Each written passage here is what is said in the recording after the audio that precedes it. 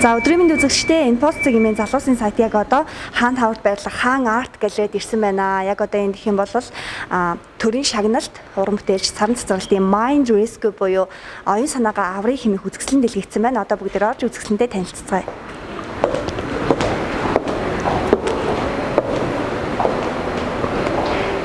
За та бүхэндээ үзэсгэлэнгийн хамгийн ихний бүтээлийг танилцуулж байна. Энэ бүтээлийн нэр нь оюун санаагаа аврыг хэмээх бүтээл байна. Тэгээд энэ удаагийн саран цэцэрлэгт уран бүтээлчин маань үзэсгэлэн концептуал ready made бүтээлүүдийг дэлгэсэн байгаа. Энэ юу гэх юм бол бидний эргэн тойронд байдаг бидний өдөр тутамдаа ашигладаг одоо эдгээр зүйлсүүдийг урлагийн бүтээл болгож ашигладаг гэдгээр онцлогтой байгаа. За энэхүү бүтээлээ гэх юм бол зураач маань өөрөө тайлбарлахдаа насанд хүрсэн хүмүүс өөрийнхөө одоо энэ амьдарч байгаа нийгэм хүмүүс хоорондын харилцаа ухамсаранд оройтсон одоо оюун санааны хувьд ийм байдалд орсон энэ бүх муу мухай бохир зүйлсээс энэ аврах хантазаар өөрсдөө аварцгаая оюун санаагаа аварцгаая хэмээн энэ бүтээлээ тайлбарласан.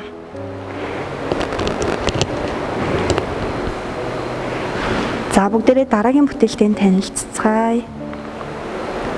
За энэхүү бүтээлийн хувьд хэм бол орчин цагийн хоёрт дуулга гэх бүтээл байна. За бидний яг одоо харж байгаа шлин энэ бол яг л өдөр тутамдаа ашигладаг зүйлсүүд энэ нь яагаад урлагийн бүтээл болж байгаа юм бэ гэж магадгүй зарим үзэгчд маань гайхчихж магадгүй. Яагаад гэх юм бол эдгээр жижиг деталууд эдгээр бол зүгээр нэг урлагийг тухайн бүтээлийг нь илэрхийлэх объект нь болж өгж байгаа.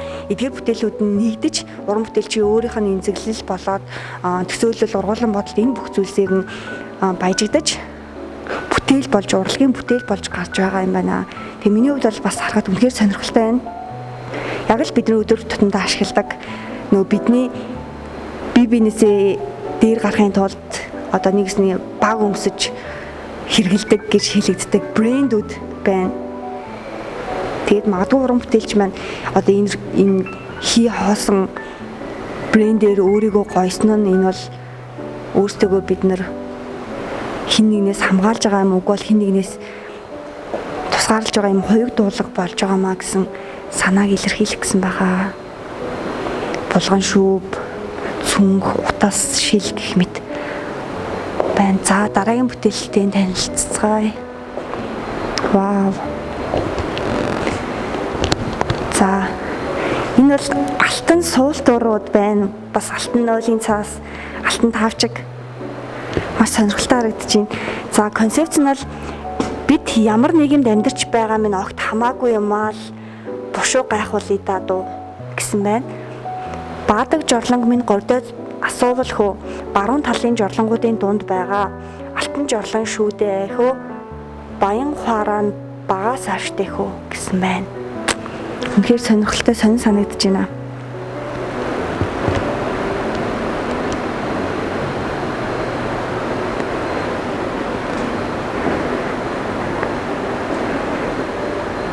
За бүгдээрээ үргэлжлүүлээд дараагийн бүтээлтэй танилцъя. Social Climber гэсэн ийм концепттэй бүтээл байна. За энэ бүтээлээ гэх юм бол одоо шат доор нь маш олон мөнгөнд дэвсгэртүүдийг тавьж өгсөн байна. Магадгүй одоо би яг өөрөө үзэгч хүний хувьд харах юм бол тэг эрх мэдэлтэй, мөнгөтэй, төгрөгтэй хин нэгэн бусдаас дээр харахын тулд бусдаас илүү гიშхийн тулд тухайн мөнгөө эрх мэдэл бус зүйлсийг олж авахын тулд ашигладаг. Магадгүй энийг илэрхийлэхийг зорьсон болов гэж бодож байна. Гэтэ хэрэг мөнгө бэжиж таныг 1-2 алхам ч юм уу хэр хол алхуулах юм бол сайн мэдэхгүй байна. Магадгүй энэ мөнгнүүд эзэн нэгэн цагт яг биетэй зүйл биш учраас нураад унжиж магадгүй л ах. Энэ нэг сонирхолтой бүтээл байна. За энэхүү бүтээлийн нэр нь хэм бол Social Climber гэж нэрлсэн байна. Одоо бүгдээр үргэлжлүүлээ дараагийн бүтээлтэй танилццгаая. За саран цэцэрлэгт уран бүтээлчийн маань энэхүү үзэсгэлэнгийн хувьд хэм бол та ирээд магадгүй мэл гайхах байх. Яагаад гэх юм бол бид нар уран зургийн үзэсгэлэн очиж үзнэх юм бол гой сайхан те одоо юм гоо зүүн сайхан зүйлсүүдийг харна гэж боддог бол энэ удаагийн саран цэцэрлэгт уран бүтээлчийн маань үзэсгэлэнгийн хувьд хэм бол яг бидний өнөөгийн нийгэмд тулгаж байгаа асуудал бидний одоо болохгүй байгаа тэр зүйлсүүдээр уран бүтээл маань өөрөө эмзэглээд энийг болохоор бид нар дахиад өөр өнцгөр хараад өөрөө өөртөө оюун бодлоо дахиад нэг цэгцлээд хараад цэгнээд тэгээд өөр өнцгөөс хараарай гэсэн ийм бас боломжийг олгож байгаа юм шиг санагдлаа. Тэгээд дараагийн бүтээлтэй танилцъя. За энд ийм алтан гутал тэгээд бас ийм жижигхэн хоёр хүлэн анаа нэр төрийн баталгаатай болж харагдахын тулд лизингдээд ч болтгой авна да гэсэн байна. За тэгтэл хөөш чи авч чадах уу гэсэн байна.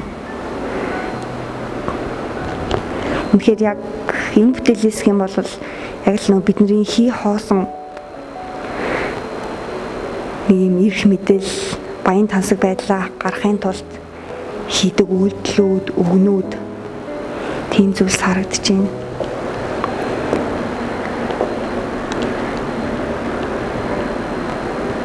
За энэ бүтээлийн хувьд бол бас маш сонирхолтой санагдаж байна л да. Концепцийг унших юм бол за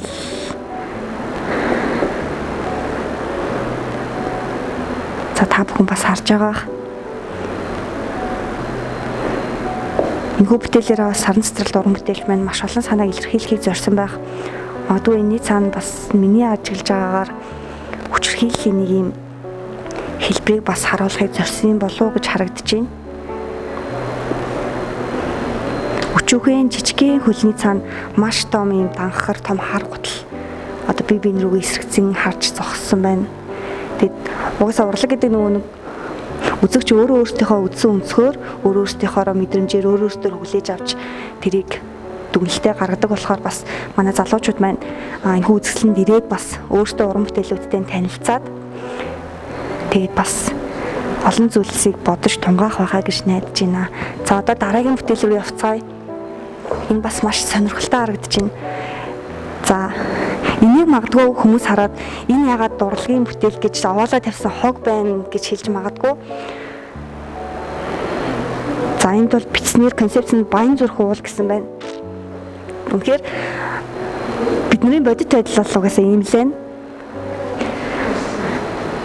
Бид нар баян зүрх уул, богд уул, чингэлтэй уул гэх зэрэг ууландаа бүгдээрээ ямар ч ухамсаргүйгээр ямар ч бодлогүйгээр байгаль ихтлгийг хайрлах ийм сэтгэлгүйгээр хогоо хайдаг.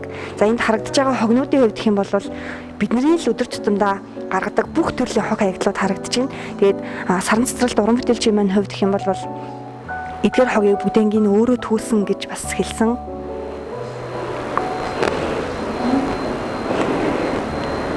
Магадгүй энэ уран бүтээлийг хараад манай залуучууд үзэж байгаа үзэгчд маань бас нэгийг бодож хоёрыг тунгаах байхаа гэж найдаж байна. Угсаа бодит байдал ийм л байна. Энэ бидний л хайсаг. За цаана харагдаж байгаа эрх мэдлтнүүд тодорхой албан тушаалтнуудыг бас дүрсэлсэн байна.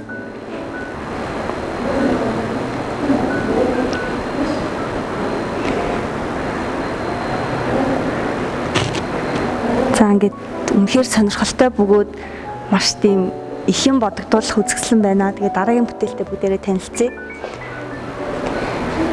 За энэ бүтээлийн концепц нь бол бэлгийн дарамтыг таслан зогсооё гэсэн байна. Тэгээд нэгдсэн үндэсний байгууллагын дэлхийн хүн амын судалгааны сан үндэсний судалгааны хүрээлэнгийн хамтарч анх удаа бид эмэгтэйчүүдийг эрх зүйн хүрээнд Монгол улсад үндэсний хэмжээний судалгаа явуулж дууслаа гэсэн байна.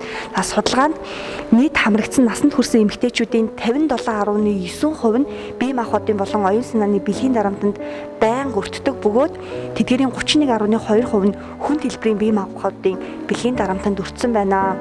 Мөн хамрагдсан эмэгтэйчүүдийн 11 нь 15 наснаас доош насндаа бэлгийн дарамтанд өртсөн байсан гэх юм судалгаа гарсан байна. Тэгээд уг бүтээлийн хувьд гэх юм бол та бүхэн харж байгаа одоо өсний хажийн хувьд эмэгтэйчүүд бидний хувьд хэрэгэлдэг хамгийн их хэрэгэлдэг зүйлс. Тэгээд бэлгийн дарамтыг таслан зогсооё гэдэг нь өсний хажаар одоо эрэгтэй хүний эрэгтэн одоо ингээд хавчиж байгаагаар дүрсэлсэн байна. Тэгээд маш нэлээд хурцаар бас дүрслээ харуулжээ. Тэгээ бас энэ бүтээлээс маш олон зүйлсийг ойлгох байхаа. За дараагийн бүтээлийн хувьд гэх юм бол намайг төрүүлэх аппликейшн гэсэн байна.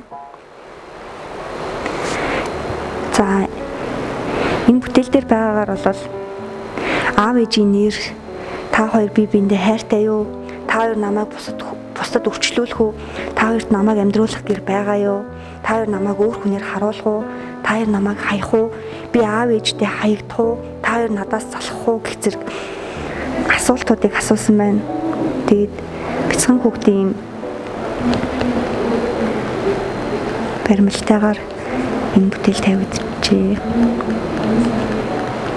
За анхааруулга нь хүүхэд миний бие яаж ийж байгаад нэг мэдгэд өөрөө хүн болдог зүйл бишээ. Мөн хэн нэгний эго бодлоос үүдэлтэй өөрийнхөө жижиг хувилбарыг харах зорилгоор гаргаж ирдэг тоглоом биш гэсэн байна. Үнэхээр энэ бас бидний амьдралд байгаа, бидний одоо орчин цагт байгаа нийгэмд тулгамдж байгаа маш том асуудлуудын нэг. Энийг бол маш миний бодлоор шинэлэг бөгөөд их өөр өнцгөр харуулсан байна.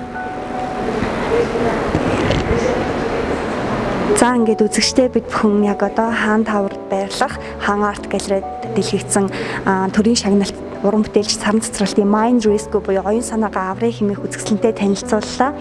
Тэгээд яг одоо энэ тавигдсан бас зүйлсүүд хэм бол Why are we artists гэсэн байна. За урлаг гэж яг юу юм бэ? Урлагаар дамжуулж хүмүүс биднэрт юуг ойлгуулах юм бэ? Тэр дундаа Саран цэцэрлэг зураачийн маань энэ удаагийн үзэсгэлэн тавигдсан Ready Made гэх одоо чиглэл нь яг юу юм бэ? Юугаар илэрхийлэхэд зордсон бэ гэх ойлголтуудыг үзэгчд маань өгөх зорилгоор бас энийг бичсэн байна.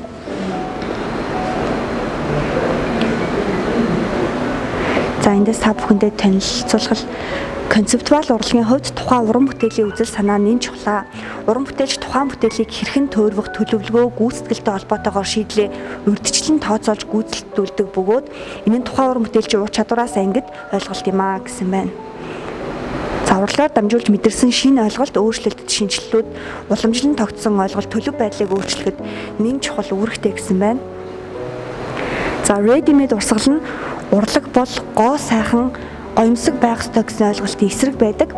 Бидний өдөр тутамдаа ашиглаж байгаа энгийн энэ зүйлсүүд биднэрт эргээд маш том сэтэл санааг өгөх, маш том агуулгыг агуулж байх урлагийн бүтээл болж болдог юм а гэсэн гэдгийг одоо харуулдаг ийм урсгал чиглэл юм байна. Тэгээ өнөөдрийн үнэхээр Саран цэцэрлэгт уран бүтээлчийн энэ үзэсгэлэнгийн хувьд ч гэсэн бидний өдөр тутамдаа ашигладаг, бидний өдөр тутамдаа хийдэг энэ зүйлсүүд, эд зүйлсүүд энэ зүйлсүүдээр дамжуулж биднэрт маш том санааг илэрхийлсэн байна.